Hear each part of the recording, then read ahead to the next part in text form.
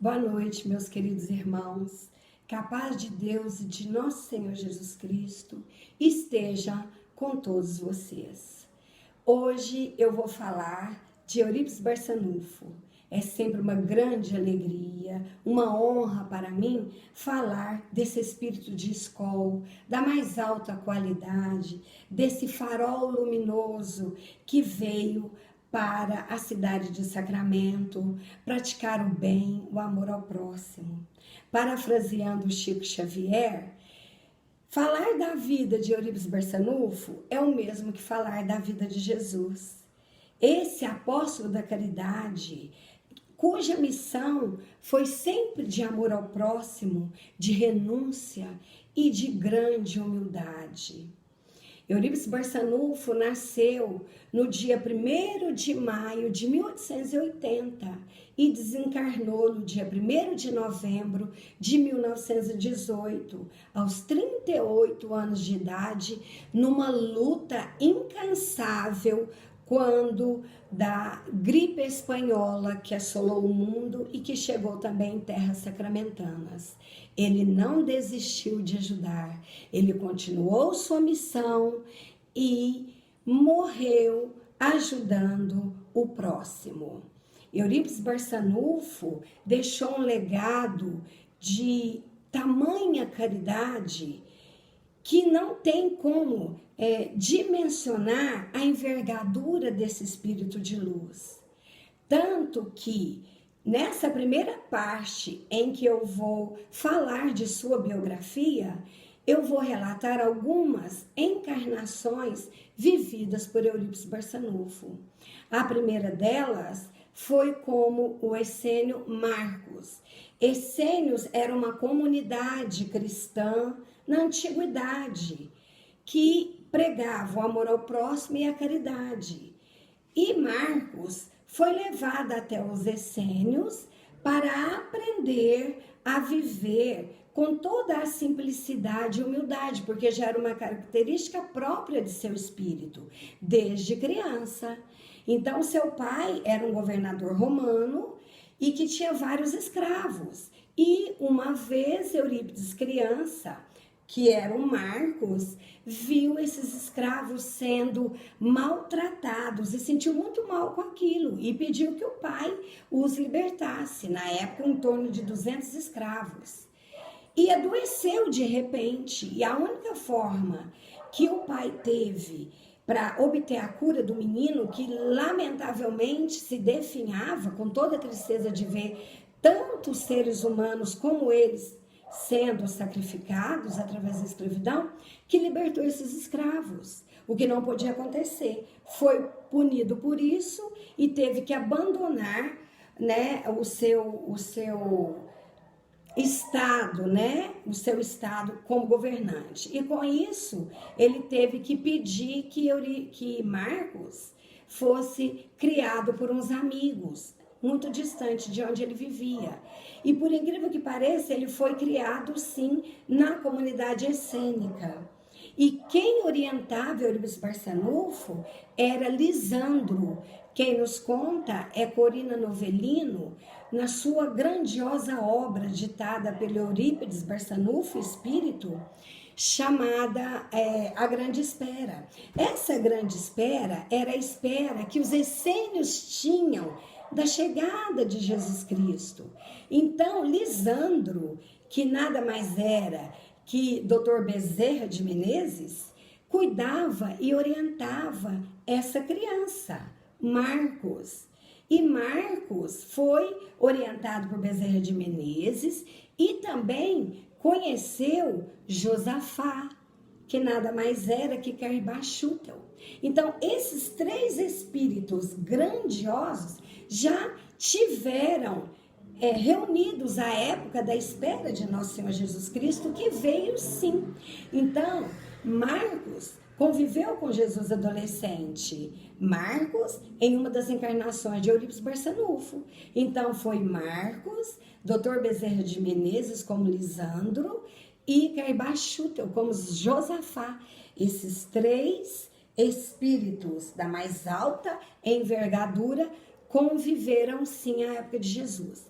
Tanto que Marcos cresceu e sempre pregando a boa nova, como cristão fervoroso de uma fé inabalável, foi perseguido, como todo cristão à época dos romanos, foi flagelado e depois de flagelado, o seu corpo foi dependurado em uma árvore e queimado. Foi o primeiro martírio dessa encarnação de Eurípides Barçanufo, como Essênio Marco, que conviveu com Jesus adolescente e já trouxe essa bagagem em seu espírito de amor ao próximo e de um grande seguidor da doutrina de Jesus, dessa doutrina de amor, que é a doutrina espírita. Após essa encarnação vivida por Eurípides Barçanufo, ele foi também o escravo Rufo, que se estava nesta condição porque não negava sua fé, o seu amor a Cristo, a nosso Senhor. Os romanos queriam que ele amasse o Deus de pedra e ele se recusava. E uma recusa significava um castigo, até como escravo. Tanto que Rufus era branco, de cabelos avermelhados. Então, essa condição da escravidão é porque ele negou o Deus dos romanos. Ele afirmava categoricamente que o Deus dele era nosso Senhor Jesus Cristo, que ele jamais renunciaria a essa fé tamanha, a essa fé de amor. Tanto que ele foi muito castigado, né? Ele foi chicoteado perante todos, né? A praça pública, à época era muito comum esses flagelos, e diante de sua esposa e de suas duas filhinhas crianças, ele, amando incondicionalmente aquela família, ele não renegou Jesus. Foi pedido a ele, mesmo diante de sua família, negue seu Cristo e ame o Deus dos romanos, o Deus de pedra. Ele disse, jamais. Então disseram a ele, sua esposa e suas filhinhas serão vendidas como escravos. E nem assim Eurípides Barçanufo teve coragem para negar Cristo. Pelo contrário, uma força infinita tocou o seu coração. E eis que aquelas pessoas, o Senhor que resolveu ficar com a sua família, comprá-las, balbuciou ao pé do seu ouvido, fique tranquilo, elas não serão escravizadas, serão muito bem cuidadas em minha família, porque eu também sou cristão. Sendo assim, Eurípides sentiu, Eurípides que eu me refiro é Rufus, o escravo Rufus, sentiu um grande alívio e percebeu que poderia morrer em paz. Neste momento em que as suas filhas e sua esposa foram retiradas, o seu corpo foi amarrado à cauda de um touro, foi amarrado à cauda de um potro bravio e arrastado pela cidade. Seu corpo, todos os seus despojos foram recolhidos por duas almas boas, duas senhoras que cuidaram de enterrá-lo no local devido. E ele foi martirizado também como o escravo Rufo. Em seguida, foi o grande filósofo, o educador, o pensador Lavater, Johann Lavater, né? Nascido em Zurique, né? Então ele foi um seguidor de Pestalozzi, que vocês sabem que também Pestalozzi foi o que tinha escola na Suíça onde Allan Kardec estudou, e Lavater era amigo de Allan Kardec, então eles estavam sempre envolvidos, já a espiritualidade preparando para a Boa Nova, infiltrando, né, em vários locais da Europa. E não poderia deixar de ser, aqui no Brasil, veio reencarnar, aqui no Brasil, coração do mundo, pátria do Evangelho, em terras sacramentanas, pertinho aqui de nós, um Triângulo Mineiro, na nossa querida Minas Gerais, nada mais, nada menos que Eurípides Barçanufo. Antes, porém, na sua penúltima encarnação, porque Lavater, esse grande filósofo, muito inteligente, ele foi a antepenúltima encarnação de Eurípides. A penúltima foi como um simples e humilde lenhador que morava às margens do córrego Borá, em Sacramento, já sendo preparado para no porvir vir fazer parte, na cidade de Sacramento, do maior divulgador da doutrina espírita que o Brasil já conheceu até então, aquela época.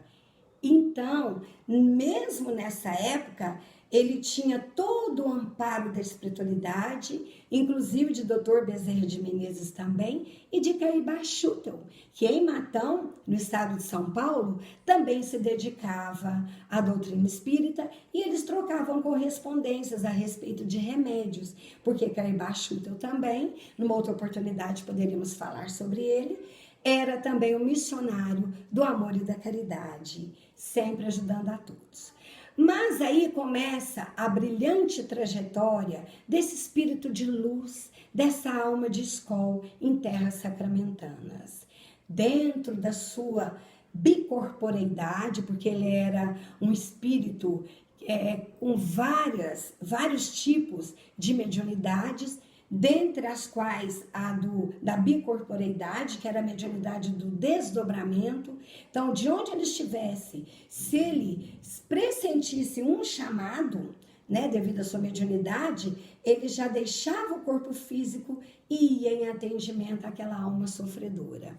Então, inúmeros depoimentos da maior veracidade são tidos a respeito desse trabalho magnânimo de Eurípides Barçanufo.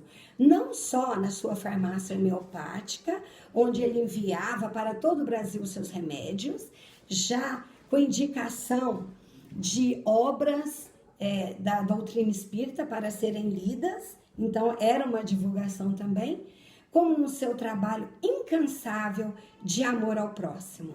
Eurípides Barçanufo deixou um legado maravilhoso, onde nós devemos seguir sempre todos os seus ensinamentos. Então aqui fica o meu carinho especial a esse espírito de luz, a esse farol de luz que guia os nossos passos. E ele diz assim: jamais sinta-se só em suas lutas. O fato da invisibilidade não quer dizer de ausência. Estamos sempre contigos. Eurípides Barçanufo. Uma boa noite a todos, meus queridos irmãos, e até breve.